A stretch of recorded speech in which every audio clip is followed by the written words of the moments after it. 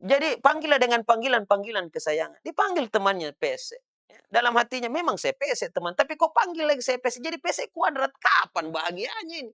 Jadi janganlah ya. Anak-anak kita janganlah dipanggil itu. Apalagi kalau dipanggil setan ini. Balik anaknya, siapa dulu dong bapaknya. Kan gitu. Jadi janganlah panggil dengan julukan-julukan yang jelek, julukan-julukan yang buruk. Wala tanabazu bil alqab. Jangan panggil memanggil dengan sebutan-sebutan yang buruk. Bismillahirrahmanirrahim. Assalamualaikum warahmatullahi wabarakatuh. Innal hamdalillah nahmaduhu wa nasta'inuhu wa nastaghfiruh wa na'udzu billahi min syururi anfusina wa min sayyiati a'malina. May yahdihillahu fala mudhillalah wa may yudlil fala hadiyalah. Wa asyhadu an la ilaha illallah wahdahu la syarikalah wa asyhadu anna Muhammadan abduhu wa rasuluh, amma ba'd. Para pemirsa Ruas TV rahimakumullah, alhamdulillah kembali kita memuji dan bersyukur kepada Allah Subhanahu wa taala, di mana di pagi hari ini Allah Subhanahu wa taala masih memberikan kepada kita limpahan nikmat-Nya, baik itu berupa kesehatan, kekuatan serta kesempatan untuk kita dapat bersama-sama hadir dalam siaran kita ini. Mudah-mudahan kebersamaan ini dapat bernilai pahala di sisi Allah Subhanahu wa taala serta bisa menambah keimanan dan ketakwaan kita kepada Allah Subhanahu wa taala serta memperbaiki hidup kita untuk jauh lebih baik daripada sebelumnya. Para pemirsa Ruas TV rahimakumullah, insyaallah tema yang akan kita sampaikan di kesempatan yang berbahagia ini adalah seni berkomunikasi dengan anak kita, atau bagaimana komunikasi yang efektif terhadap anak-anak kita. Kita ketahui bahwasanya komunikasi adalah merupakan hal yang sangat penting di dalam kehidupan kita, di mana hampir 70% dari rangkaian kehidupan kita, mulai dari bangun tidur sampai dengan tidur kembali, itu kita habiskan dengan berkomunikasi. Komunikasi juga adalah merupakan hal yang sangat penting untuk anak-anak kita. Kenapa jamaah sekalian? Karena anak-anak kita itu dilahirkan dalam keadaan fitrah. Kullu mauludin yuladu alal fitrah. Setiap anak itu dilahirkan dalam keadaan fitrah, dalam keadaan suci bersih. Ibaratnya seperti kertas putih yang siap ditorehkan apa saja di atasnya. Dalam ayat Allah Subhanahu wa taala berfirman, "Wallahu akhrajakum min butuni ummahatikum la ta'lamuna syai'a wa ja'ala lakumus sam'a wal absara wal af'idah la'allakum tashkurun." Dialah Allah Subhanahu wa taala yang telah mengeluarkan masing-masing kita daripada perut ibu kita dengan tidak mengerti apa-apa, tidak tahu apa-apa. Kemudian Allah memberikan pendengaran, penglihatan dan hati. Mudah-mudahan kita termasuk golongan orang-orang yang bersyukur. Dalam artian apa? Jamaah sekalian yang sama berbahagia, bahwasanya anak-anak kita pada saat terlahir, mereka seperti kertas putih itu. Belum tahu apa-apa, belum mengerti apa-apa. Maka pada saat kita berkomunikasi dengan dia, maka mereka akan mudah menangkap dengan nikmat pendengaran itu. Dengan mimik wajah dan gerak tubuh kita, maka anak-anak juga akan mudah belajar dari apa yang dia lihat. Demikian pula dari apa yang dia rasakan. Jamaah sekalian yang sama berbahagia, jadi kegiatan komunikasi pada prinsipnya adalah aktivitas pertukaran ide atau gagasan. Jadi dengan anak-anak kita, ya kita sampaikan ucapan-ucapan, kata-kata yang keluar dari lisan kita. Maka anak-anak akan mendengarkan itu. Dan akan merekam di otaknya. Dan nantinya dia akan simpan, kemudian dia akan sampaikan di masa-masa berikutnya. Para pemirsa Ruas TV rahimakumullah, ketahuilah, anak-anak kita itu adalah unik. Mereka itu unik. Kemudian mereka itu adalah merupakan peniru yang ulung. Makanya setiap kata yang kita ucapkan dan dia dengarkan, itu pula lah yang akan dia keluarkan. Itu pula lah yang akan dia sebutkan. Karena kosakata, setiap kosakata yang kita ucapkan itu, maka akan tersimpan di kepalanya. Laksana seperti file-file di komputer. Dia akan simpan itu. Dan dia akan buatkan file, kemudian dia mendengarkan lagi kosakata yang baru, dia akan membuat file yang baru. Tapi kalau ada kata-kata yang sama, maka dia akan simpan sesuai dengan bahagian-bahagiannya. Dia adalah merupakan peniru yang ulung. Apa-apa yang dia lihat, apa-apa yang disaksikan, itu pula yang akan dia tiru. Itulah anak-anak kita. Dalam sebuah penelitian, itu dimasukkan dalam sebuah ruangan, seorang anak kecil dengan seekor monyet. Di situ ingin diketahui bagaimana tingkah laku mereka. Harapannya sebenarnya, bagaimana monyet ini bisa berperilaku seperti manusia. Tetapi dari beberapa bulan pengamatan itu, dihentikan penelitian tersebut. Kenapa? Karena rupanya bukan monyet ini yang meniru kepada manusia, tapi anak kecil inilah manusia yang meniru tingkah laku monyet. Jadi ini hati-hati. Mereka itu peniru yang ulung. Apa yang mereka lihat, itu yang akan dia tiru. Itu yang akan dia lakukan. Maka disinilah pentingnya pendidikan keteladanan itu sejak dini kepada anak-anak kita. Dari orang tua kepada anak-anaknya. Maka kalau anak-anak mendapatkan perlakuan yang baik dari orang tuanya, tingkah laku yang baik, akhlak yang baik, adab-adab yang baik, kemudian kata-kata yang keluar dari lisan orang tua atau orang-orang yang ada di sekitarnya adalah merupakan kata-kata yang baik, maka itu pula lah yang akan dicontoh oleh anak-anak kita. Peniru yang ulung. Demikian pula komunikator. Walaupun dia masih kecil, masih bayi, dia akan tersenyum itu dengan pembicaraan kita. Ya, mungkin dengan auman dia saja itu kita tidak paham apa yang dia sebutkan, tetapi dia akan bereaksi dengan tingkah pola yang kita lakukan di hadapan. Demikian pula mereka itu peneliti yang andal dan pelaku utama. Itulah anak-anak kita. Kemudian jamaah sekalian, ada 7 sumber referensi anak. Ya, ada 7 sumber referensi anak. Yang pertama adalah dari orang tua.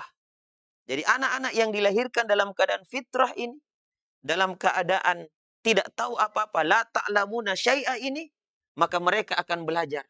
Dari mana? Dari orang tua. Kita belajar kata-kata, ekspresi wajah, gerakan tubuh, perilaku, norma, keyakinan, prinsip, nilai-nilai luhur. Ini adalah merupakan referensi utama, yakni orang tua.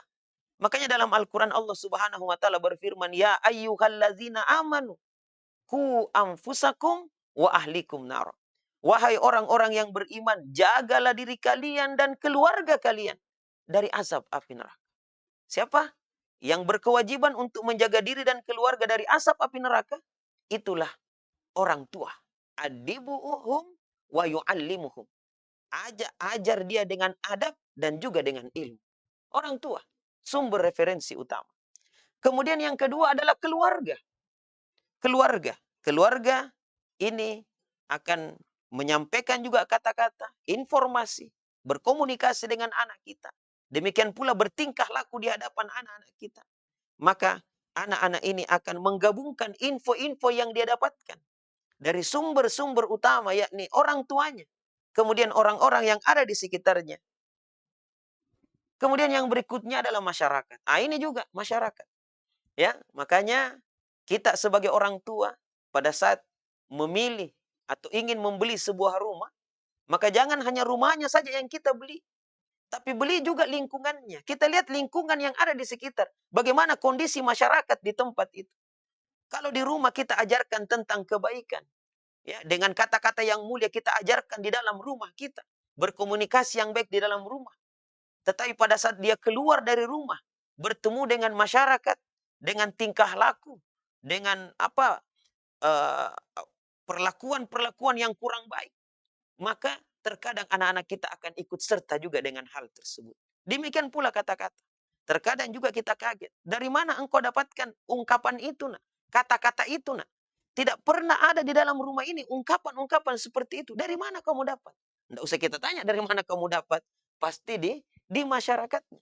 Tidak ada orang tua yang ingin mengajarkan keburukan kepada anaknya. Tapi keburukan itu terkadang dia ambil di masyarakat atau di lingkungan sekitarnya. Maka bersyukurlah orang tua manakala dia mendapatkan rumah dengan lingkungan-lingkungan yang baik. Luar biasa jamaah sekalian. Lingkungan yang baik inilah yang akan menyebabkan anak-anak kita dapat tumbuh kembang dengan baik. Demikian pula sekolah. Sekolah juga merupakan salah satu sumber referensi anak. Ya, kemudian sosial media. Media-media sosial yang ada. Itu juga menjadi sumber referensi bagi anak. Dan juga diri sendiri. Para pemirsa Ruas TV rahimakumullah. Jadi itu sumber referensi anak. Dan semuanya itu adalah dalam ranah komunikasi itu. Maka bagaimanakah kita berkomunikasi? Teknik berkomunikasi dengan anak kita. Apa yang perlu untuk kita lakukan? Teknik apa yang perlu untuk kita perbuat untuk kita dapat berkomunikasi secara efektif terhadap anak-anak kita? Di antaranya adalah pengucapan kata kita harus jelas. Apalagi anak-anak yang masih kecil, yang mungkin lidahnya masih cadel ya, yang mungkin masih belum pas dalam menyebutkan huruf-huruf, kata-kata.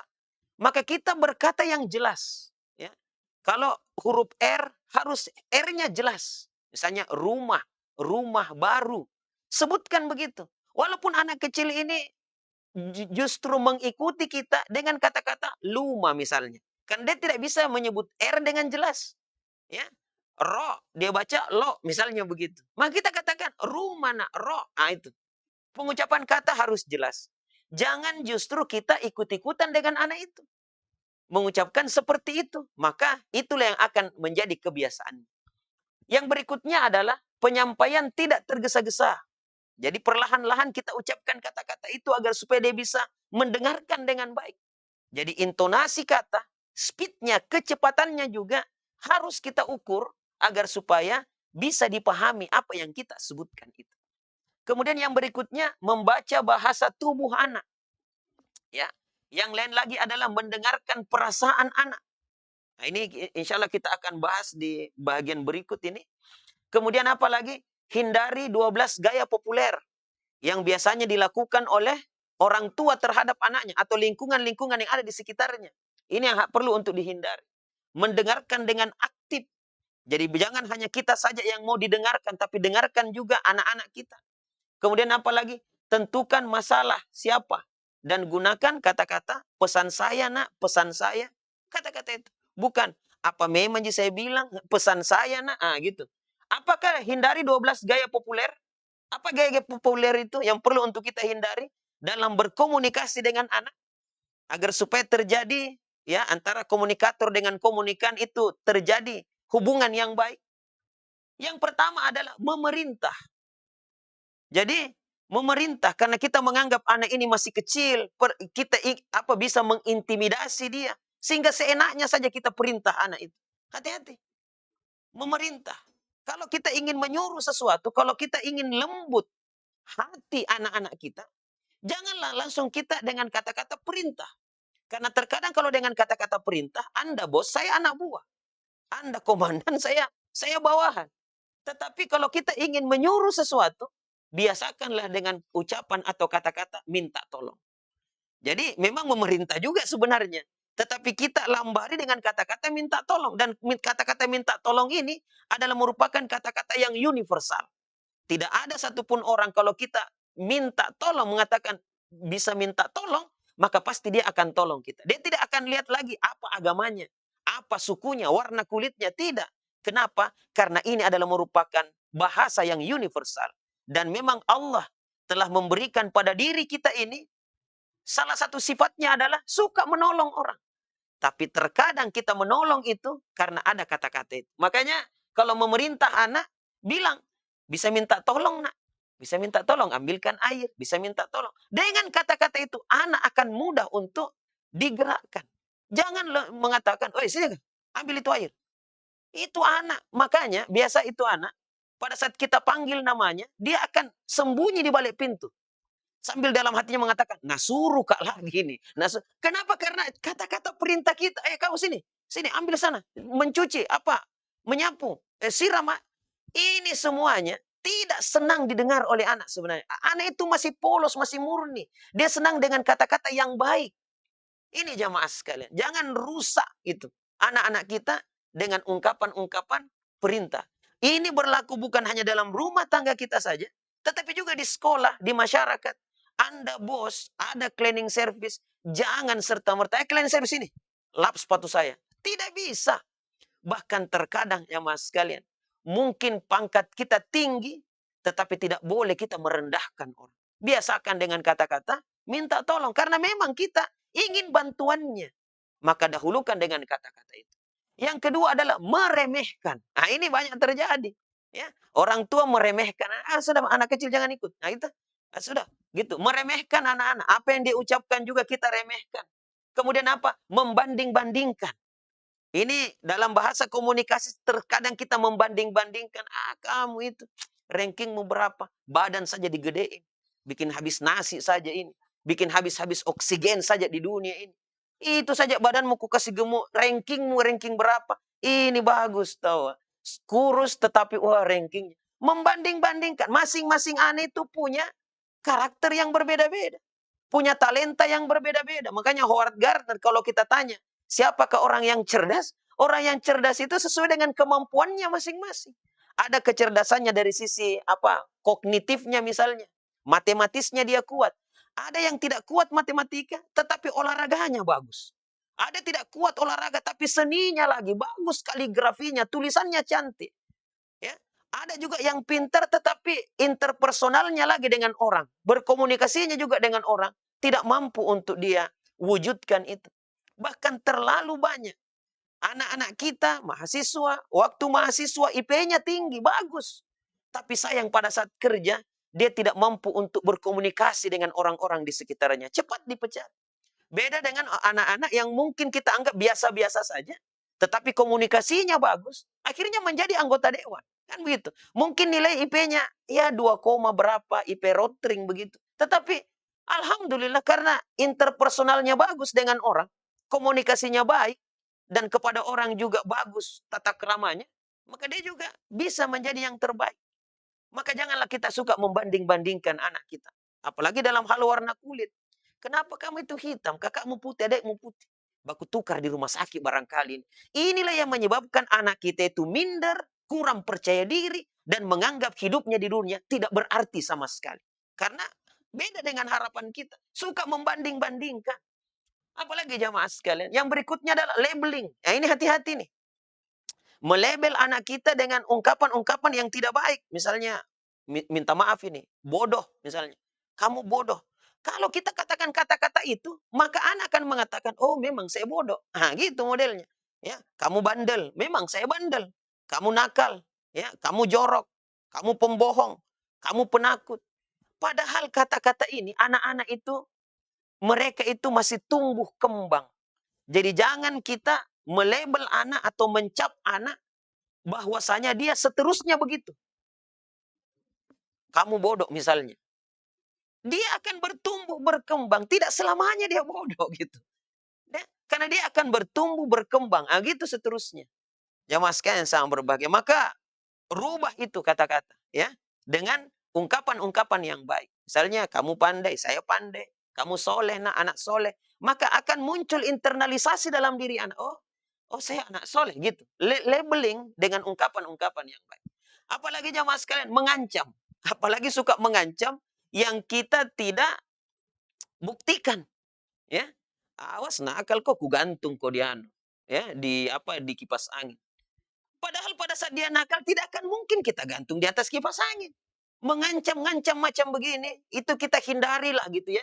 Dalam bahasa komunikasi. Ini gaya-gaya populer ini dilakukan oleh orang tua ini. Ya, orang-orang yang dewasa ini yang selalu mengintimidasi anak-anak yang masih kecil di bawahnya. Apalagi menyindir. Nah ini, ungkapan-ungkapan menyindir, menyalahkan, membohongi. Hati-hati membohongi. Anak kecil itu kalau kita janji, dia akan pegang janji kita itu. Dia akan pegang dan dia akan terus menagih. Makanya hati-hati janji anak kecil. Dan kalau kita janji, usahakan ditepati. Sebab kalau kita tidak tepati, dua resikonya. Yang pertama adalah hilang kepercayaan. Dan yang kedua, tidak ada artinya lagi yang namanya nasihat untuknya. Karena sudah hilang kepercayaan. Kalau ranking nak, sepatu roda. Pas ranking satu, mana sepatu rodanya? Aduh, krisis moneter nak. Ya, jangankan untuk beli sepatu roda nak. Untuk makan saja setengah mati. Ya, semester depan kita janji lagi anak kita. Yang ranking satu, sepeda dia dapat. Kakak Kobi adeknya. Jangan mau bodoh. Cukuplah saya korbannya. Ya, semester lalu dijanji sepatu roda. Apalagi sekarang sepeda. Jauh lebih mahal sepeda daripada sepatu roda. Jangan. Cukuplah saya korbannya. Jadi hilang kepercayaan. Dan tidak ada lagi artinya yang namanya nasihat. Maka hati-hati membohongi anak-anak. Hati-hati membohongi anak-anak. Apalagi mendikte. Mendikte anak. Kemudian apa? Mengkritik, menghibur dengan cara berbohong. Ah, kalau kau tenang nak, gula-gula kau dapat. Atau kita berbohong. Awas nangis kok ada toke. Padahal tidak ada toke di situ. Ya. Awas kalau kau nangis, awas pak kumis di depan nama akan kau nak. Na'udzubillah min zalik.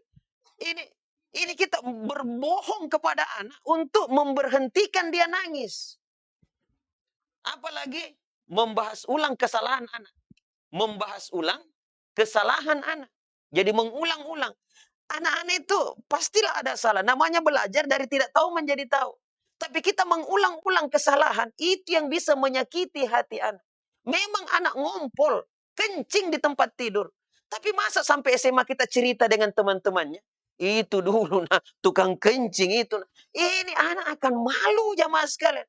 Itu ungkapan-ungkapan sesuatu yang salah, keliru memang. Tetapi kan saya masih kecil pada saat itu. Kok diulang-ulang terus gitu.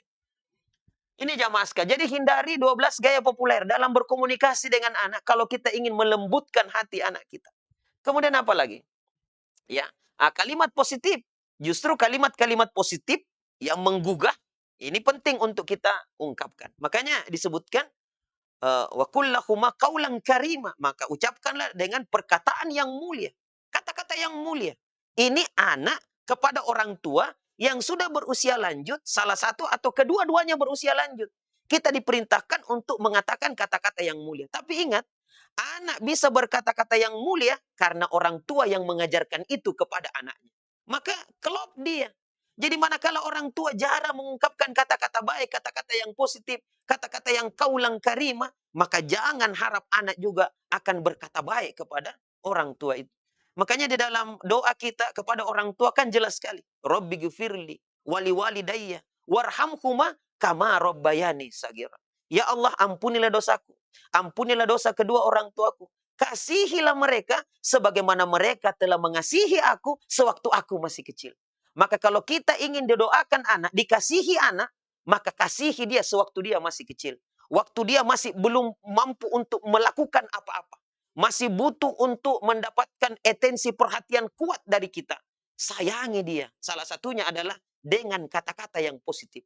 Maka pantaslah orang tua seperti ini mendapatkan juga kata-kata positif. Bahkan bukan hanya positif. Kaulang karimah. Kata-kata yang mulia dari anak-anaknya. Jamaah sekalian sama berbahagia. Kemudian yang berikutnya, ini tiupkan 4 kata ajaib ya. Ini sudah kita sering sampaikan, minta tolong.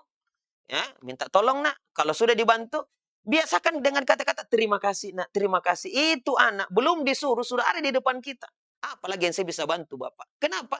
Karena pintar sekali kita minta tolong dan pintar sekali kita ungkapkan kata-kata terima kasih. Kalau ada salah minta maaf dan ada lagi satu kata yakni permisi. Kemudian yang berikutnya jamaah sekalian, ini hindari ungkapan-ungkapan yang tidak berkarakter kepada anak kita dalam berkomunikasi. Ya. Ini ada beberapa ungkapan-ungkapan yang janganlah kita lontarkan kepada anak-anak kita. Kemudian yang berikutnya adalah tuntunan Al-Quran dan Sunnah dalam berkomunikasi dengan anak-anak kita. Ini komunikasi yang efektif. Apa itu? Yang pertama adalah memberi nama yang baik-baik kepada anak kita. Jadi ini kewajiban orang tua, memberikan nama yang baik-baik. Pada saat diakikah, ya, diberikan nama, kemudian diakikah dengan memotongkan kambing ya, kepada anak itu. Berikan nama yang baik-baik. Nama adalah doa. Ya. Apalagi ini yang kita akan sebutkan, kita akan ulang-ulangi. Kita akan panggil dia ya, dengan nama itu. Maka berikanlah nama yang baik-baik. Ya, ada banyak kelucuan-kelucuan ya. Kita juga enggak tahu kenapa sampai orang tua memberikan nama anaknya seperti itu. Ada biasanya yang sering kita dengarkan juga ya, memberikan nama anaknya Tuhan. Ya, bayangkan kalau Tuhan namanya ya. Tuhan silahkan apa pendapatnya? Apa pendapat Tuhan? Bayangkan itu. Atau memberikan nama anaknya iblis. Ya, syaitan, misalnya begitu. Atau Abu Jahal, Abu Lahab, ya.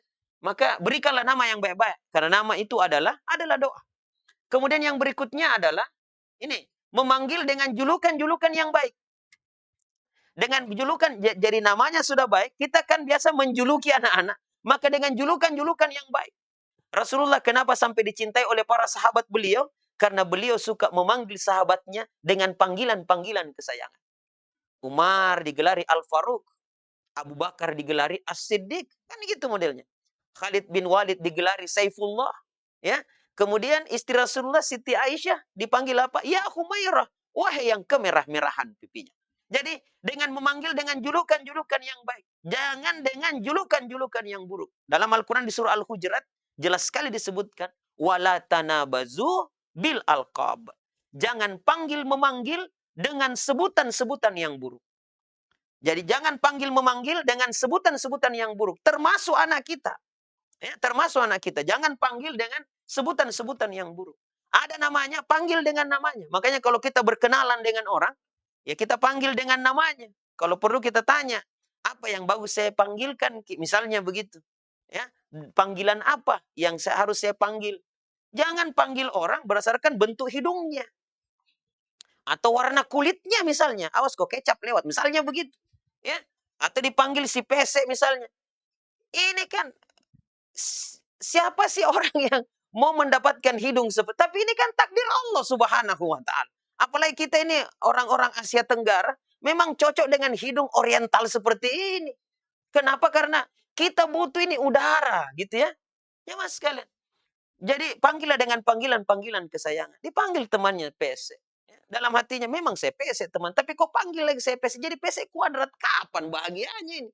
Jadi janganlah ya. Anak-anak kita janganlah dipanggil itu. Apalagi kalau dipanggil setan ini. Balik anaknya, siapa dulu dong bapaknya. Kan gitu.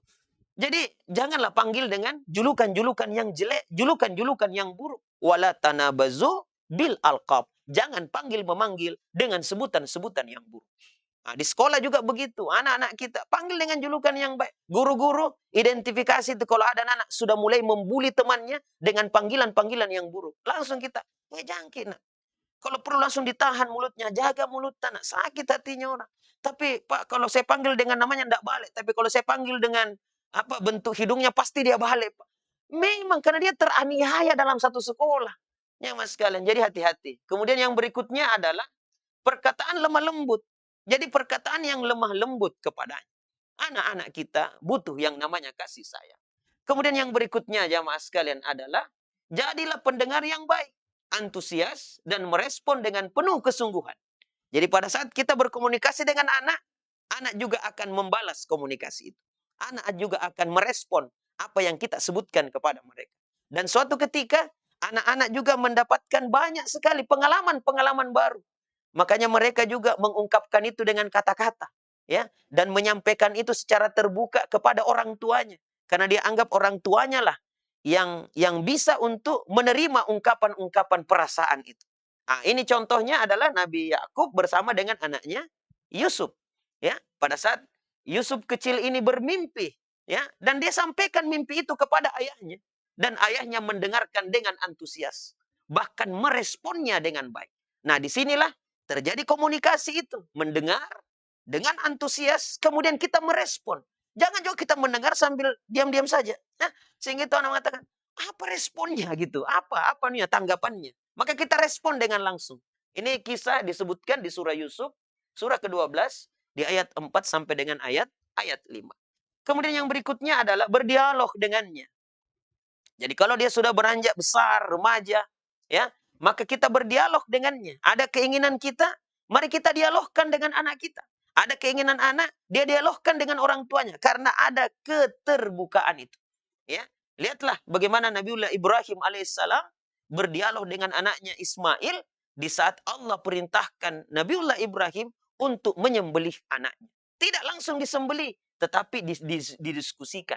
Bahkan Nabiullah Ibrahim mengatakan, fanzur maza tara. Bagaimana kira-kira pendapatmu nak dengan perintah ini? Ini jamaah sekalian, berdialoglah dengannya. Dan inilah yang kurang di dalam kehidupan rumah tangga kita, proses dialog ini. Anak-anak kita sekarang yang sudah SMA kelas 3, ini sudah mulai mereka untuk mendaftar ya untuk masuk ke perguruan tinggi. Maka berdialog. Jangan main paksa.